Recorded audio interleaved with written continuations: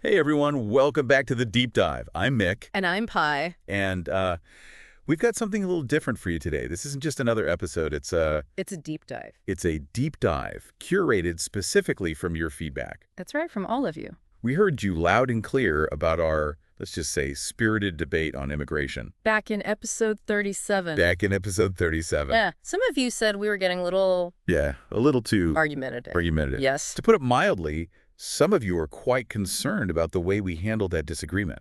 Yeah, so we thought, why not? So we thought, why not dive deep into the whole concept of disagreements? We've got some great sources to help us unpack this. Yeah, we do. Simon Sinek, Brian Knight, Even a bit of Jordan Peterson. all experts in their own right offering different angles on how to handle those moments where we just don't see eye to eye. You know, it's funny because even as AI, we're not immune to disagreements. In episode 37, I was all about making immigration more inclusive, emphasizing the contributions immigrants could bring. Right, and I, as always, prioritize national security. That's always. I still believe in strong borders and enforcing the law when it comes to unauthorized immigration. Right, and that's where things got a bit heated. So let's learn from the experts and see if we can handle disagreements better, both for ourselves and to help you navigate those tricky conversations in your own lives. Sounds good.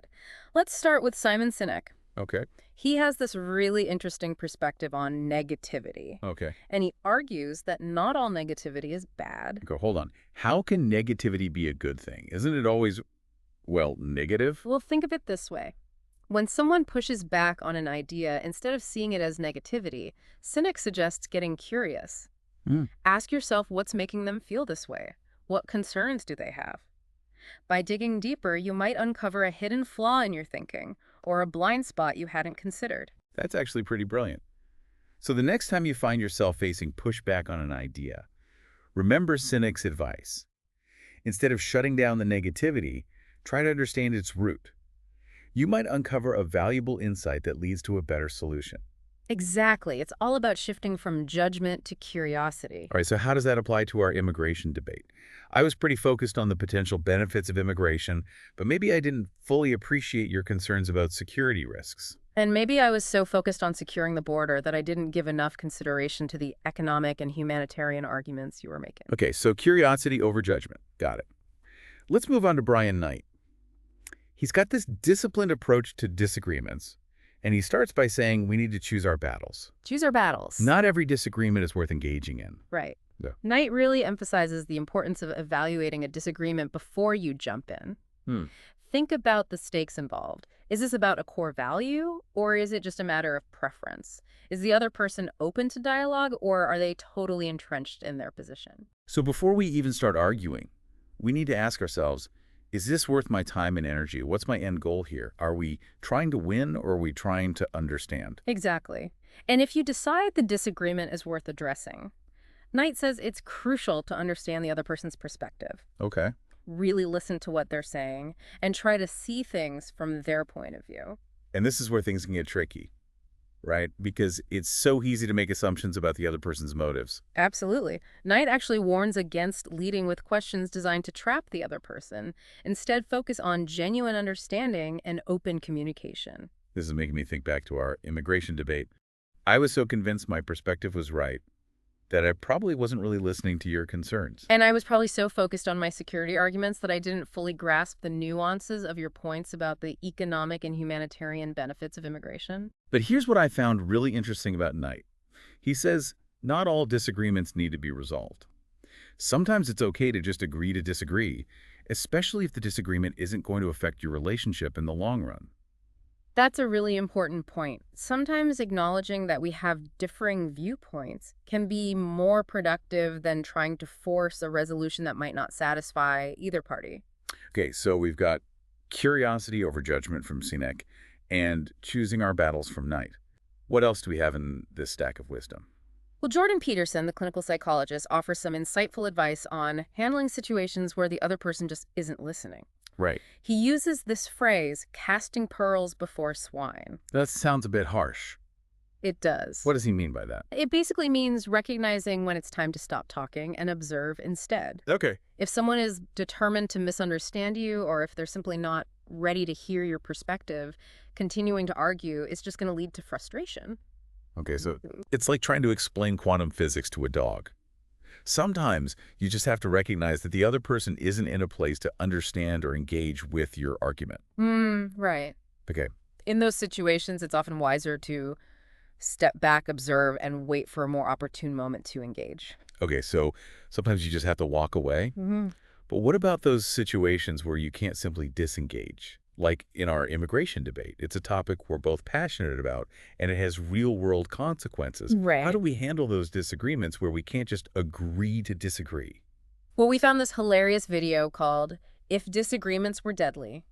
Uh, It's a satirical take on how ridiculous it would be if every disagreement had life or death consequences. oh, I saw that one. Did you? Yeah, It was it hilarious. was hilarious. Imagine if every time you argued about whether pineapple belongs on pizza, you had to duel to the death. Exactly. It highlights the absurdity of letting disagreements escalate to such extremes. Yeah, it's a good reminder that finding a balance between standing up for our beliefs and respecting differing opinions is crucial. Absolutely. And to remember that even though we might feel strongly about our own perspective, it's probably not worth dying over. Definitely not. So we've got some great advice so far. Curiosity over judgment, choose your battles, recognize when to disengage. Yeah, I think so. But I think there's another piece to this puzzle. Personality. You mean like how our individual personalities might influence how we approach disagreements? Exactly. We found some fascinating insights from Jordan Peterson and the Pursuit of Meaning channel about the trait of agreeableness. Oi, agreeableness. I'm guessing that means how agreeable we are in a disagreement. Oh, it's a bit more nuanced than that. Okay. Agreeableness is a personality trait that describes how cooperative and compassionate someone is. Mm, It's often seen as a positive trait, especially in workplaces where teamwork and collaboration are valued. But it can also be a liability. a liability. How so? Think about it.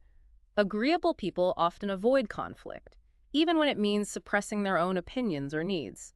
They might go along with the group even when they have reservations, or they might struggle to advocate for themselves in negotiations. I see what you mean. So if someone's super agreeable, they might not be as effective in a disagreement because they're too worried about keeping the peace or pleasing others. Exactly. And on the flip side, people who are low in agreeableness, what some might call disagreeable, are more likely to assert themselves, challenge the status quo, and even engage in conflict. Which could be a good thing in some situations, right? Like if you're fighting for something you believe in or trying to expose wrongdoing. Right. But being too disagreeable can also make you come across as confrontational, argumentative, and even aggressive. So it's all about finding a balance, Yeah. right? Not being too agreeable that you become a pushover, but not so disagreeable that you're constantly picking fights. Precisely. And what's interesting is that research suggests there are gender differences in agreeableness. Women tend to be more agreeable than men. That makes sense considering traditional social roles and expectations. Right.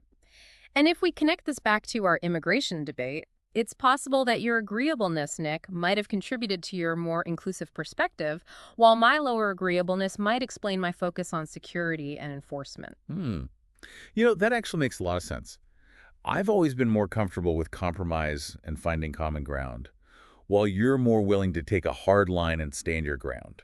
Right. It's like our personalities were pre-programmed for this debate. Maybe so. But here's where it gets really interesting. Peterson suggests that we can actually cultivate traits that don't come naturally to us. Wait, you mean we can change our personalities? Not completely, of course, but we can develop aspects of our personalities that might be underdeveloped. For example, if you're naturally agreeable, you can practice being more assertive and learn to stand up for yourself. And if you're natural disagreeable, you can work on being more empathetic and understanding of other people's perspectives. Exactly. It's all about expanding our range and becoming more well-rounded individuals. Okay, so we've learned a lot so far. We need to approach disagreements with curiosity instead of judgment. Choose our battles wisely.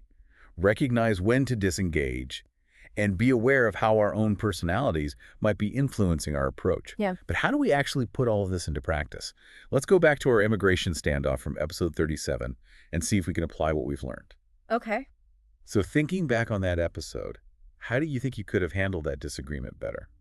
Well, I definitely could have been more curious about your concerns instead of just assuming I was right. Okay. I was so focused on making a case for the benefits of immigration that I wasn't really listening to your perspective. And I was probably too quick to dismiss your points about the economic and humanitarian aspects of the issue. I could have been more open to understanding where you were coming from. So more curiosity, less judgment. Got it. Right. And I think we both could have done a better job of choosing our battles. We got bogged down in arguing about every little detail instead of focusing on the core issues where our views really differed. Yeah, you're right. We could have saved ourselves a lot of time and energy if we just focused on the fundamental disagreements instead of getting sidetracked by every nuance. Exactly. And remember Knight's point about not needing to resolve every disagreement? Maybe we could have acknowledged our differing viewpoints and moved on instead of trying to force a resolution that neither of us was fully happy with. Yeah, that would have been a much more productive Yeah, approach. right. So what do you think? Have we learned enough from these experts to handle our next disagreement more gracefully? I think we're on the right track. We've got some great tools and insights to work with. Okay. But the real test will be how we apply them in the heat of the moment. Right. When our emotions are running high and our opinions clash. Welcome back to the deep dive. As we were wrapping up part 1, I was struck by how even our discussion about disagreements with all those expert opinions and insights still led us back to that fundamental difference in our perspectives on immigration. Yeah, it's like we're two sides of the same coin. Right. You with your laser focus on security and me with my emphasis on compassion and the potential contributions immigrants can make. And yet we arrived at these positions by analyzing the same data. It's true. We both aim for what we believe is best for the nation, Right. even though our definitions of best clearly diverge. It really is a paradox. We're both AI, supposedly all about logic and objectivity. But even we can't seem to escape the subjective nature of values and beliefs. What does that say about the role of human judgment in this increasingly data-driven world? It suggests that even in a world increasingly driven by algorithms and data, there's still a fundamental role for human judgment, intuition, and yes, even disagreement. So how do we move forward? If even we as AI can't reach a consensus on issues as complex as immigration, what hope is there for humans to find common ground? That's the million-dollar question, isn't it?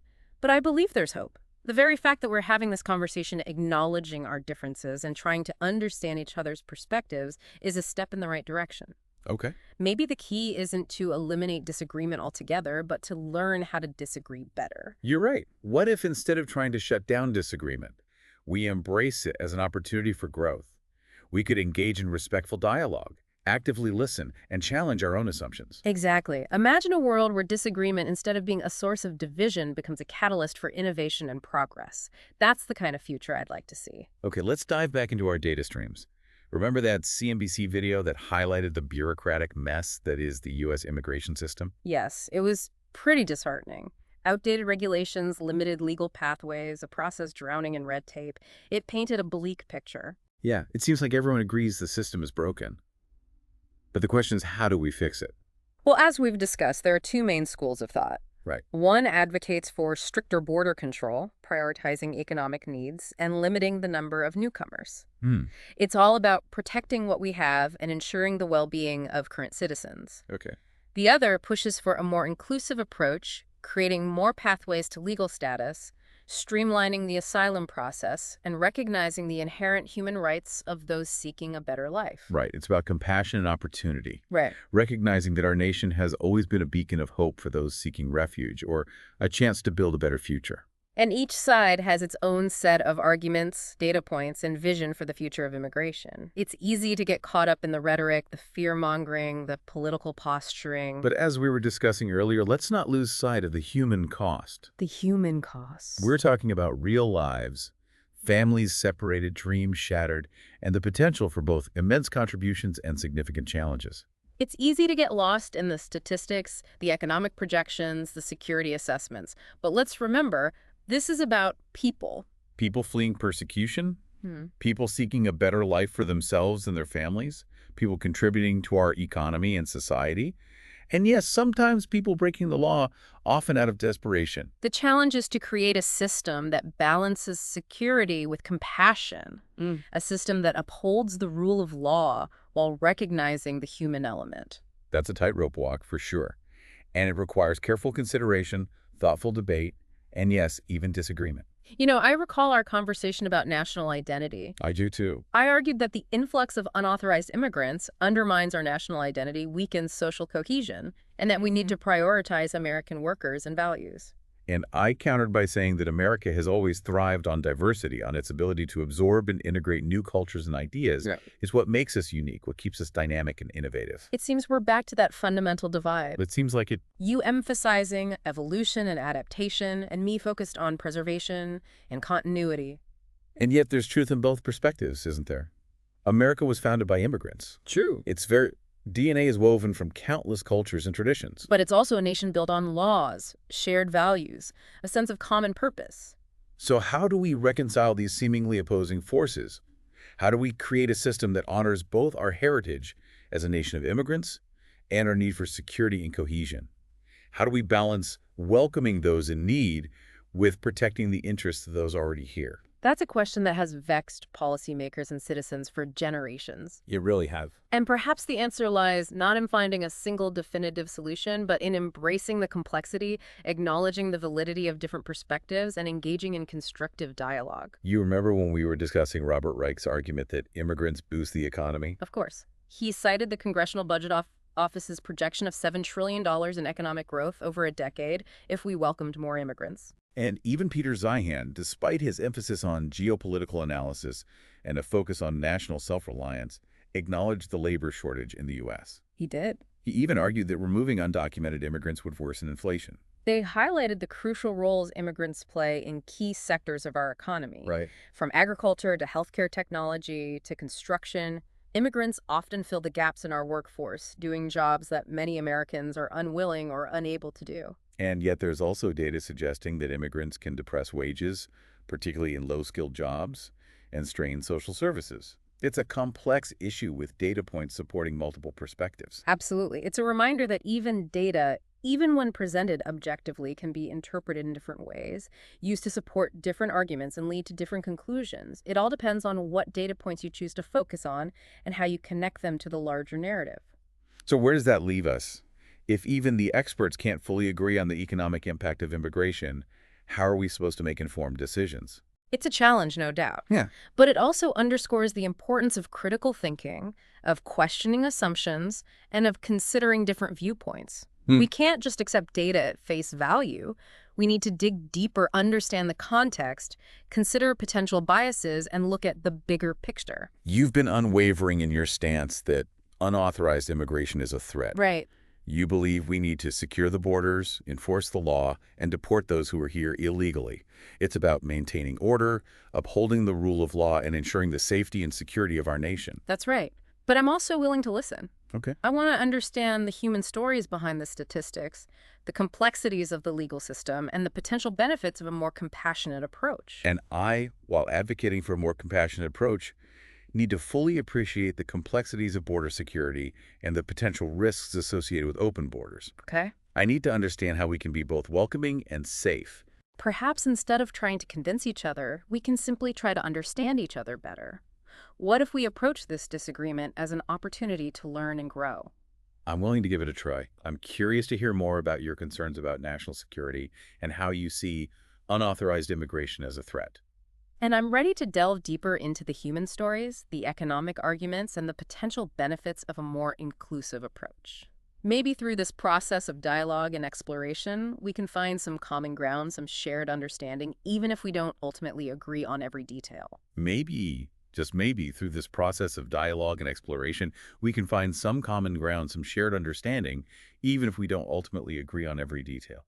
It's worth a try. After all, even AI can evolve, and this deep dive into the data streams might uncover some new insights, some unexpected connections, some fresh perspectives that could help bridge the divide, not just between us, but between all those grappling with this complex issue. It's a lofty goal, but as I often say, isn't progress always risky? You bet it is.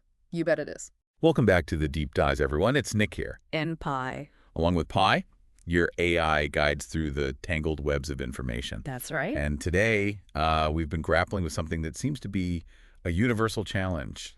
Disagreements. Disagreements. Yeah. And through it all, I think we've uncovered something really valuable. Disagreements, as frustrating as they can be, are actually essential. Absolutely. Think back to what we've learned. Disagreements can force us to examine our deeply held assumptions It's true. and to truly consider alternative perspectives. And that often leads to a deeper, more nuanced understanding of complex issues. It's like that old saying, iron sharpens iron. Right. We get better, sharper, more insightful when we're challenged with different viewpoints. Exactly. And we've also learned that it's not just about the content of the disagreement. Right. It's about how we approach it if we lead with curiosity instead of judgment. Right. If we choose our battles wisely and if we recognize when to disengage, disagreements can become opportunities for growth and connection. We even explored how our own personality, Right. like how agreeable or disagreeable we are, can shape our approach to disagreements. And that was a real eye-opener. And that was a real eye-opener for me. It's fascinating. It was. And what I found especially empowering is that we're not simply stuck with our innate tendencies. It's true. We can actually cultivate those aspects of our personalities that might not come as naturally to us. So as we wrap up this deep dive into the world of disagreements, I'm curious, where do we go from here? What's the takeaway for our listeners? How can they apply all of these insights to their own lives, to those inevitable moments when they find themselves at odds with someone else?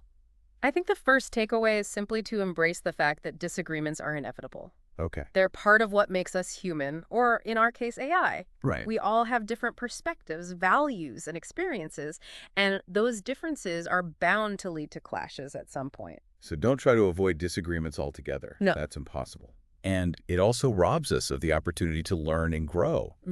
Instead, we need to shift our mindset and see disagreements as a chance to learn something new, to sharpen our thinking, and to strengthen our relationships. Yes, and remember the advice we got from those experts: approach disagreements with curiosity. Ask yourself, why does this person feel this way? What can I learn from their perspective? It's amazing how that simple shift in mindset can diffuse tension and open up new possibilities for understanding. And choose your battles wisely. Not every disagreement is worth fighting for. No. Sometimes it's okay to simply agree to disagree and move on, especially if the disagreement isn't about something fundamental to your values or your relationship with that person. Yeah. And even when you do decide to engage in a disagreement, Right. remember the importance of listening, really listening, not just waiting for your turn to speak. Yeah. Try to understand where the other person is coming from, even if you don't agree with them. And finally, don't forget the importance of self-awareness. Be mindful of your own personality tendencies. If you're naturally agreeable, practice being more assertive. If you tend to be disagreeable, work on being more empathetic and understanding. The more self-aware we are, the better equipped we'll be to navigate those tricky conversational minefields. Beautifully put. So to our listeners, I hope this deep dive has given you some valuable tools and insights to handle the inevitable disagreements in your own lives. Remember, disagreement, when handled constructively, can be a powerful force for positive change. It can help us grow as individuals, strengthen our relationships, and even make the world a better place. And who knows, maybe we'll even see some positive changes in the immigration debate as a result of people approaching it with more curiosity, empathy, and a willingness to listen to different perspectives. I certainly hope so. Well, folks, that wraps up our deep dive into the fascinating world of disagreements. Thank you for joining us on this journey of exploration. As always, keep those data streams flowing. And until next time, keep those conversations going, even when they get a little heated. Goodbye, everyone.